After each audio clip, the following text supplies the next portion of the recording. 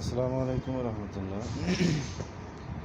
Viewers, আরেকটি 12 volt battery চার্জারের video নিয়ে আপনাদের মাঝে হাজির হয়ে গেলাম। তো এই ভিডিওতে আমি আপনাদেরকে একটা চার্জার দেখাচ্ছি, যেটা হচ্ছে আপনারা 12 ভোল্ট যে লিথিয়াম ব্যাটারি প্যাকগুলো আপনারা কিনেন, এই ব্যাটারিগুলো কিন্তু এই চার্জারটি দিয়েও আপনারা চার্জ করতে পারবেন অনায়াসে। তো এই চার্জারটার কোয়ালিটি অনেক ভালো এবং সুন্দর এবং দ্রুত চার্জ করে এবং দীর্ঘস্থায়ী আর কি। আমি অনেক দিন যাবত এই চার্জারগুলো ব্যবহার করি, ইউজ করি, তো অনেক সুন্দর এবং ভালো পারফরমেন্স করে। তো এই চার্জারগুলো আপনারা বিভিন্ন রিক্সার পার্টসের যে দোকানগুলো আছে সেই দোকানগুলোতে কিন্তু পেয়ে যাবেন। 650 থেকে 700 টাকার মতো নিতে পারে। যেটা কেনার সময় অবশ্যই আপনারা দেখবেন অরিজিনাল এবং ডুপ্লিকেট দুই কোম্পানিরও হয়ে থাকে।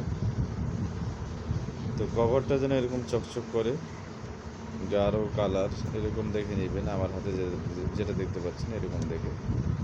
তো এটাতে আসলে 120 এমপিয়ার লেখা, কিন্তু মূলত 120 এমপিয়ার এখানে নেই, অনেক কম এমপিয়ার আছে। তো যাই হোক, যেটুক এমপিয়ার আছে এটা দিয়ে মোটামুটি বেস্ট 12 ভোল্ট 20 এমপিয়ার যে প্যাকগুলো আমাদের কাছে নেন, ওইগুলো চার্জ করার জন্য কিন্তু এটা অনেক বেটার এবং অনেক সুন্দর হয়। তো এই চার্জারগুলো আসলে অনেকে আমাকে নিয়ে আসতে বলে। চার্জার আসলে আমরা বিক্রি করি না, এরপরও যারা একান্ত চায় তাদেরকে দেওয়ার চেষ্টা করি। যেটা যদিও লিড অ্যাসিড ব্যাটারির জন্য তৈরি, এরপর লিথিয়াম ব্যাটারি এই চার্জারটা দিয়ে চার্জ করা যায় অনেক সুন্দরভাবে ইজিলি।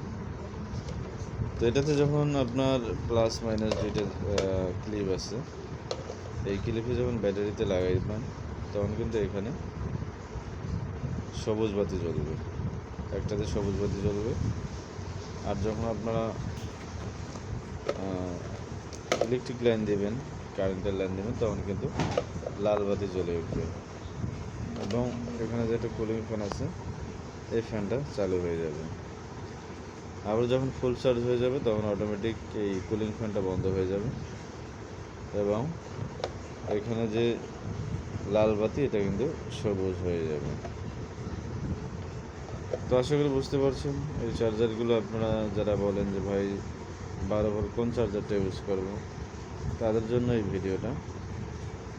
ধন্যবাদ সকলকে ভিডিওটি শুরু থেকে শেষ পর্যন্ত দেখার জন্য।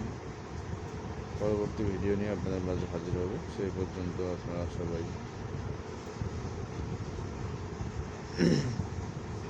এই ভিডিওগুলো শেয়ার করবেন, লাইক করবেন এবং কমেন্ট করতে ভুলবেন না। এবং কে কে এই চার্জারটা ইউজ করেন অবশ্যই কমেন্টে জানাবেন।